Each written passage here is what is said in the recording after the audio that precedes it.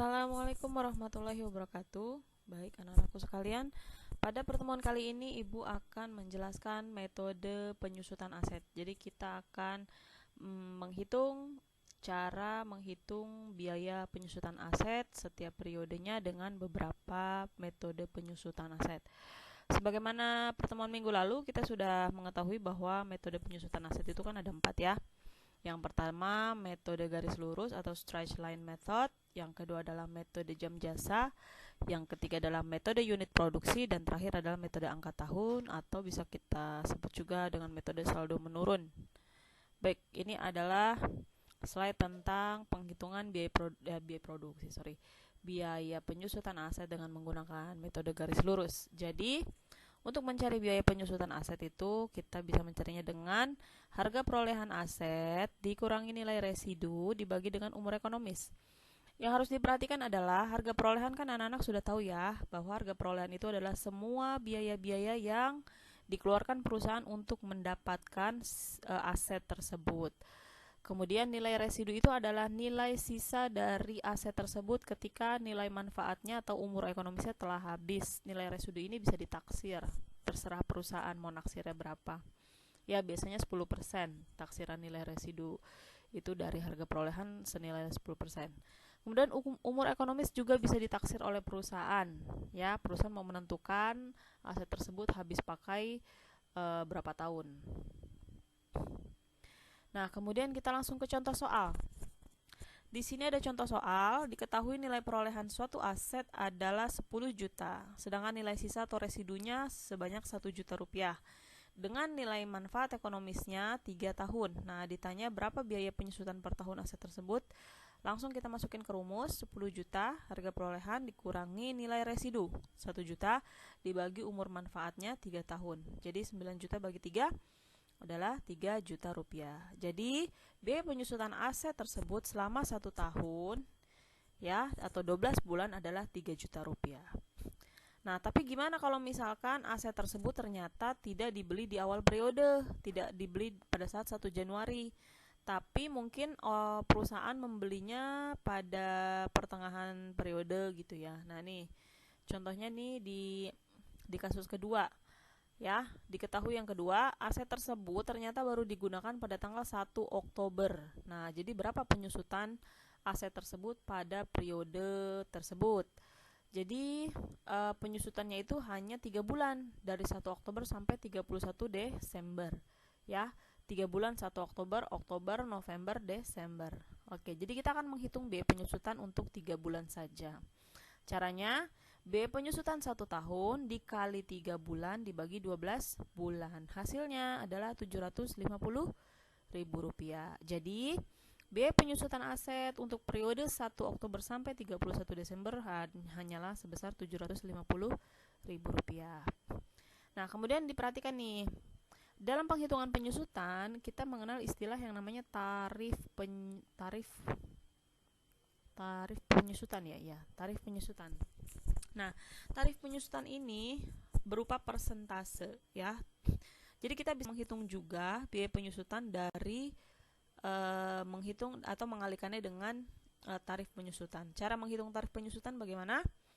Yaitu 100% dibagi umur manfaat ekonomisnya. Kan kalau tadi di sini 3 tahun ya umur manfaat ekonomisnya. Jadi kita akan bagi 3. 100% bagi 3 jadi tarifnya adalah 33,3%.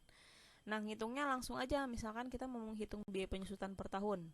Jadi harga perolehan dikurangin residu kan 9 juta. Jadi 9 juta bukan dibagi 3, tapi langsung 9 juta dikali 33,3%. Hasilnya sama sebesar 3 juta rupiah. Gitu ya, oke. Metode penyusutan berikutnya yaitu adalah metode unit produksi atau unit production method. Metode unit produksi ini sama dengan metode jam jasa dan metode unit produksi. Jadi sama aja cara menghitungnya. Bedanya penyusutan itu mau dihitung dengan satuan jam atau dengan satuan unit yang telah diproduksi oleh aset tersebut. Maksudnya gini, kalau tadi kan metode garis lurus itu kan manfaat ekonomisnya itu dihitung per tahun ya. Per tahun atau dalam bulan gitu. Nah, kalau misalkan dalam metode unit produksi atau jam jasa, Kita menghitung umur ekonomis aset tersebut itu dari jam operasionalnya, ya, berapa jam si aset tersebut bisa beroperasi seumur masa aset tersebut, atau berapa banyak kapasitas yang bisa dihasilkan oleh mesin tersebut. Itu yang disebut umur manfaat dengan menggunakan metode unit produksi atau jam jasa. Kita langsung ke contoh soal. Diketahui ada harga perolehan mesin sebesar 360 juta dengan nilai residu 30 juta dan umur ekonomisnya 20 jam per operasi. Nah, berarti kalau pakai jam operasi berarti ini menggunakan metode jam jasa. Berapa penyusutan per jamnya? Tinggal masukin ke rumus harga perolehan dikurangi nilai residu dibagi umur, ya. 360 dikurang 30 juta hasilnya 330 juta dibagi 20.000 jam. Jadi penyusutan per jam terhadap mesin tersebut, aset tersebut adalah 16.500 rupiah per jam. Nah, terus gimana cara menghitung penyusutan untuk 1 tahunnya? Kita harus mengetahui dalam 1 tahun itu mesin tersebut dioperasionalkan selama berapa jam. Nah, misalkan sini diketahui mesin itu dioperasikan sekitar 3.000 jam selama 1 tahun. Ya, jadi selama 1 periode, entah itu mau berapa bulan, ya, pokoknya terhitung 1 periode, mesin tersebut dioperasikan sebanyak 3.000 jam operasi. Ditanya berapa penyusutan tahun tersebut? Nah, ini gampang ya. Kalau kita udah tahu penyusutan per jamnya, tinggal kita kalikan aja. Biaya penyusutan per jam dikali jam pemakaian dalam 1 tahun. Hasilnya adalah 16.500 kali 3.000 jam sama dengan 49.500.000 ya. Oke, next. Ya, berikutnya adalah metode penyusutan aset dengan menggunakan metode saldo menurun. Ya, berikutnya adalah metode penyusutan aset dengan metode saldo menurun atau declining balance method. Nah, untuk metode saldo menurun ini, tarif presentasinya atau kita menghitung persentase penyusutannya itu 2 kali lebih besar daripada metode garis lurus, ya. Cara menghitungnya bagaimana? Nah, untuk metode saldo menurun, ini kita menghitung biaya penyusutannya dengan menggunakan tarif penyusutan. Tadi kalau di awal kan untuk di metode garis lurus, itu kan kita menghitung tarif penyusutan kan 100% dibagi umur aset. Nah, untuk metode saldo menurun, kita karena 2 kali lebih besar ya tarifnya, maka dikalikan 2. Jadi 2 dikali 100% dibagi umur aset. Kemudian bagaimana cara menghitung biaya penyusutannya? Biaya penyusutan dihitung dengan cara mengalihkan nilai buku pada periode tersebut dikali tarif penyusutan, ya. Nilai buku kali tarif yang ini nih, kali tarif penyusutan. Nilai buku itu apa sih? Ini dia. Nilai buku atau book value adalah nilai perolehan aset dikurangi akumulasi penyusutan di awal tahun, atau akumulasi penyusutan itu bisa juga maksudnya adalah total penyusutan pada periode-periode sebelumnya, ya. Jadi kita langsung aja deh ya ke contoh soal.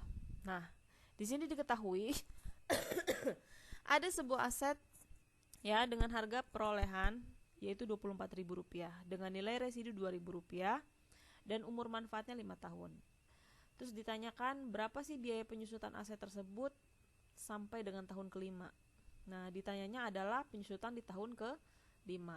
Karena ditanya tahun ke-5, otomatis kita harus menghitung biaya penyusutan tahun pertama, kedua, ketiga, keempat juga gitu ya. Gak bisa langsung menghitung penyusutan di tahun ke-5 seperti halnya kayak kita ngitung metode garis lurus gitu. Kita cuma ngitung untuk 1 periode sama gitu ya. Nah, karena menggunakan saldo menurun maka biaya penyusutan setiap tahun ini beda-beda ya. Semakin lama saldonya atau biaya penyusutannya akan semakin kecil. Yuk kita langsung aja. Untuk menghitung biaya penyusutannya kita buat tabel terlebih dahulu ya. Tabel pertama di sini di kolom pertama kita isi dengan kolom tahun. Ada 5 tahun ya. Ini tahun pertama, tahun kedua, tahun ketiga, tahun keempat dan tahun kelima. Kemudian di kolom kedua ada harga perolehan yaitu Rp24.000 ya. Kemudian di kolom ketiga ada akumulasi penyusutan awal tahun. Nah, nanti ini akan kita hitung. Kemudian ada berikutnya di kolom keempat ada nilai buku awal tahun. Berikutnya ada kolom tarif sebesar 40%. Dari mana 40%? Dari ini ya. 2 dikali 100% dibagi umur asetnya sebesar 5 tahun. Jadi 2 kali 100% bagi 5, hasilnya 40%. Kemudian penyusutan per tahunnya gimana? Yaitu nilai buku dikali tarif ya. Cus, langsung kita kalikan ya. Kita hitung dulu penyusutan tahun pertama. Harga perolehan ya dikurangi akumulasi penyusutan itu sama dengan nilai buku awal tahun. Nah, karena di awal tahun belum ada penyusutan, jadi kita diisi sini 0. Jadi otomatis harga buku awal tahun itu sama dengan harga perolehan untuk tahun pertama. Langsung kita kalikan dengan tarif 40%. 24.000 kali 40% hasilnya adalah 9.600. Jadi biaya penyusutan tahun pertama itu adalah sebesar 9.600. Terus nilai buku akhir tahun atau akhir periodenya berapa? Kita kurangi aja langsung nilai buku awal tahun dikurangi biaya penyusutan sama dengan nilai buku akhir tahun gitu ya. Nah, supaya lebih cepat untuk mengetahui nilai buku awal tahun kedua itu berapa, kita ambil langsung saldonya dari nilai buku akhir tahun pertama ya. Sama kan ya, tinggal pindah ini 14.400 kita jadikan nilai buku awal tahun kedua. Oke. Langsung kita kalikan dengan tarifnya. 14.400 dikali 40% hasilnya adalah 5.760. Jadi penyusutan di tahun kedua adalah sebesar ini. Nilai bukunya berapa di akhir tahun? Kita kurangin aja. Nilai buku awal tahun kedua dikurangi penyusutan tahun kedua sama dengan 8.640. Nah, nilai buku akhir tahun kedua kita jadikan nilai buku awal tahun ketiga. Gitu ya. Dan seterusnya nih sampai ke tahun keempat. Oke. Nah, berikutnya untuk di tahun kelima, otomatis kan nilai buku awal tahunnya ini kan adalah nilai buku akhir tahun keempat ya. Kita pindahin saldonya ke di tahun pertama, nilai buku awal tahun. Nah, 3.110,4 kan harusnya dikali tarif ya.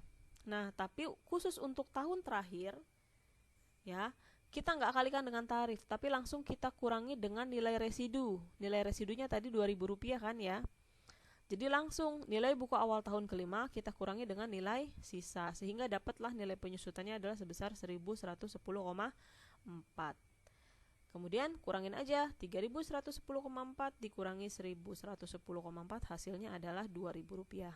Jadi nilai buku akhir tahun kelima sama dengan nilai residu gitu ya.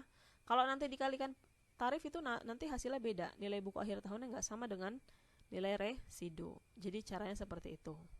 Khusus untuk menghitung biaya penyusutan tarif untuk tahun kelima. Oke, mudah ya. Kalau misalkan anak-anak kurang paham nanti bisa di playback ulang lagi. Nah, perhatikan di sini ada kolom akumulasi penyusutan awal tahun ya. Akumulasi penyusutan itu adalah total biaya-biaya penyusutan di periode-periode sebelumnya. Nah, selain untuk mencari selain nanti tadi kan kita cari nilai buku awal tahun ini kan dengan cara kita ambil saldo di akhir tahun periode sebelumnya kan ya. Nah, cara lainnya adalah kita bisa mencari nilai buku awal tahun dengan cara nilai perolehan dikurangi akumulasi penyusutan. Akumulasi penyusutan itu kan total biaya-biaya penyusutan periode-periode sebelumnya, ya. Semisal di sini di tahun pertama kan akumulasi penyusutannya masih 0 ya. Di tahun kedua akumulasi penyusutannya 9.600 dapat dari mana? Dari total biaya penyusutan tahun pertama. Terus akumulasi penyusutan tahun ketiga dapatnya 15.360. Dari mana? Dapat dari biaya penyusutan tahun pertama dan ditambah tahun kedua. Hasilnya 15.360. Terus akumulasi penyusutan tahun keempat dapat dari mana? Ya otomatis tambahin aja tuh biaya penyusutan tahun pertama ditambah tahun kedua ditambah tahun ketiga, dan tahun kelima juga gitu ya. Biaya penyusutan tahun pertama tambah tahun kedua tambah tahun ketiga tambah tahun keempat. Nah, hasilnya ini. Nah, harga perolehan dikurangi akumulasi penyusutan jadilah nilai buku awal tahun. 24.000 kurang 9.600 hasilnya 14.400. 24.000 dikurangi 15.360 hasilnya segini, dan seterusnya. Jadi gitu ya, cara menghitung nilai buku di awal tahun. Bisa ngambil dari nilai buku akhir tahun periode sebelumnya, atau bisa juga harga perolehan dikurangi dengan akumulasi penyusutan. Oke, mudah bukan ya? Insya Allah mudah. Next, berikutnya adalah